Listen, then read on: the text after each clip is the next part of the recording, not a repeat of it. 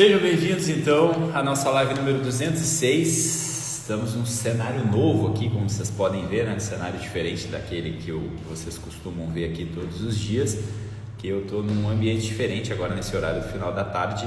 Então eu estou fazendo uma transição entre um trabalho e outro, então esse horário vocês vão estar um pouco mais acostumados a me ver nesse cenário daqui para frente, né? Gostei muito da luz aqui, a parte do som também parece que está abafando um pouquinho, mas vamos lá, depois a gente vê como é que vai ficar o resultado disso, né? Beleza, então vamos falar da nossa live número 206, nossa live noturna, né? A segunda live do dia, como para quem não sabe ainda, são lives em dobro até o dia 1º de dezembro, né? Então a gente vai até lá, são 100 lives, já estamos na sexta. Ontem, para quem acompanhou a live aqui no final da tarde, a gente estava falando sobre uma ferramenta chamada os 4 ecos interiores, né? É uma ferramenta de orientação no mundo, uma ferramenta de autoconhecimento, onde a gente consegue perceber ali, né, de uma forma muito clara qual é o eco, né, que aquilo que reverbera, né, interiormente dentro do nosso coração, né? Então, quais são as tendências que a gente tem a reagir no mundo, né? E aí, com base nessa live de ontem, uma pessoa me mandou uma pergunta ali, remetendo isso, perguntando se isso tinha alguma relação com os 4 temperamentos, né? A maioria que já deve ter ouvido falar sobre os 4 temperamentos. A ideia dessa live não é falar sobre os 4 temperamentos. Eu tenho uma live da qual eu fiz uma aula falando só sobre os 4 temperamentos. Quem quiser pode procurar aí no meu feed ali. Tem uma live falando só disso. A ideia não é aprofundar, mas é responder um pouco mais voltado para a pergunta dessa pessoa que me mandou, né? Então, primeiramente ela perguntou se tinha alguma relação e, aproveitando que entrou no assunto dos 4 temperamentos, também querendo saber como que uma pessoa de um determinado temperamento, né, o quanto o temperamento determina, por exemplo, uma pessoa em relação a alguma situação interna, por exemplo, um término de um relacionamento, né? Então, uma pessoa melancólica, o temperamento melancólico, ela tende a reagir com mais sofrimento, um término de relacionamento do que os demais temperamentos.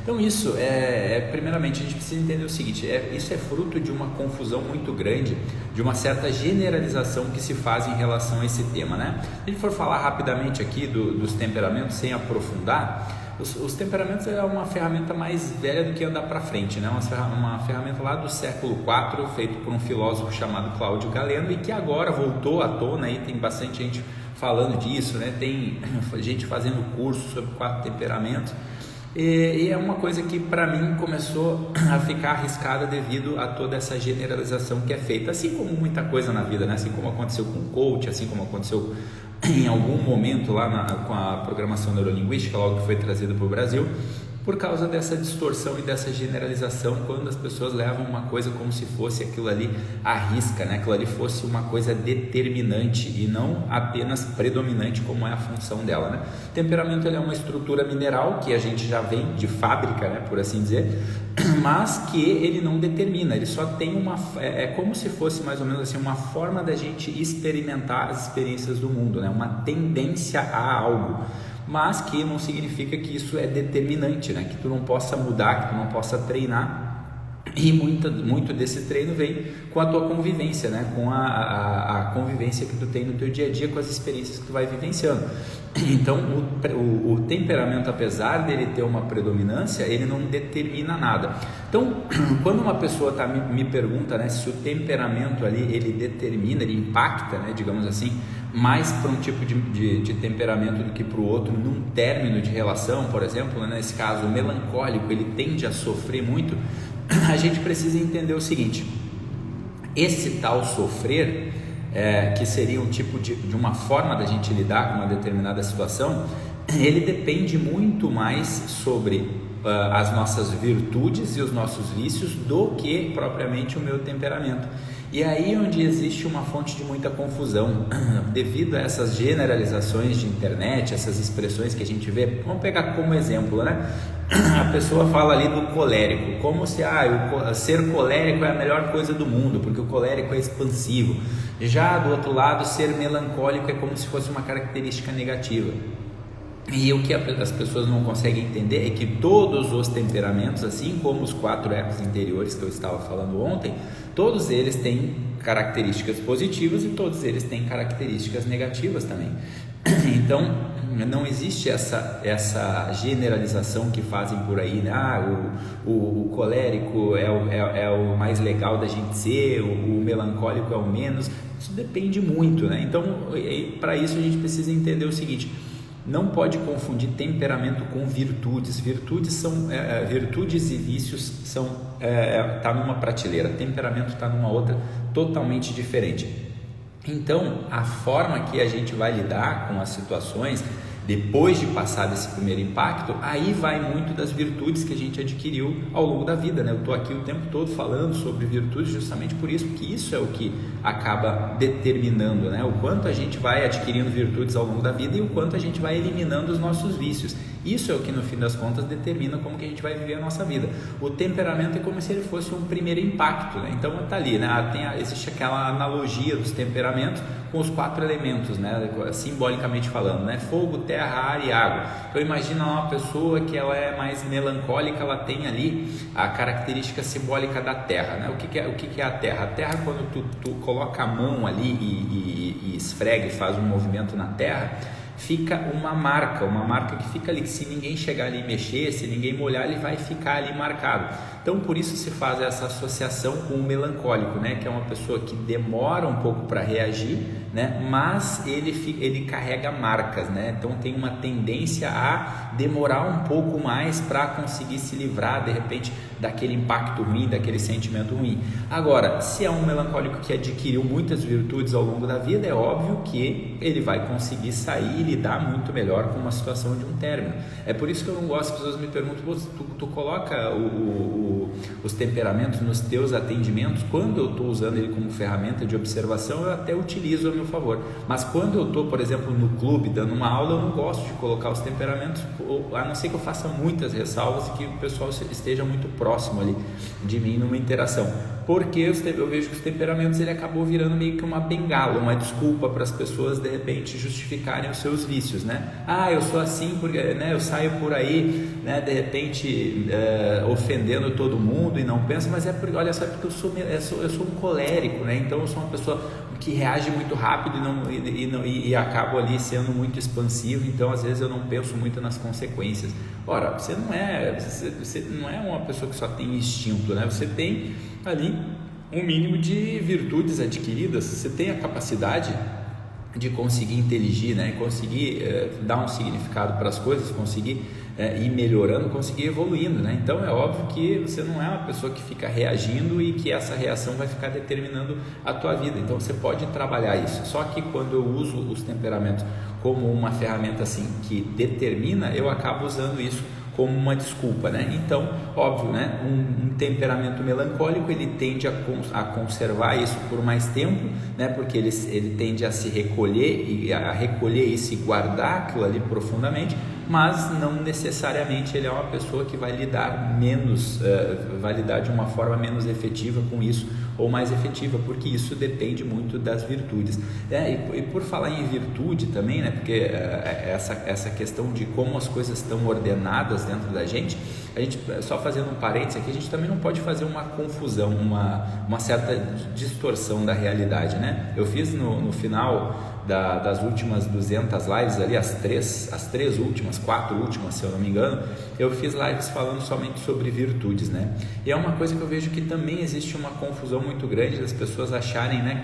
Principalmente quando se fala dessa ordenação, quando se fala da virtude da ordem, a organização. Tem um monte de gente também, né, na internet com conteúdos até muito bons falando sobre organização, mas a gente acaba confundindo e achando que virtude da ordem, que a gente adquire a virtude da ordem simplesmente por arrumarmos as gavetas dos nossos cômodos, né? A gente arruma o roupeiro, a gente está ali com os cômodos, com a casa, parece um showroom. Isso não é sinônimo de virtude da ordem, isso não tem nada a ver com virtude.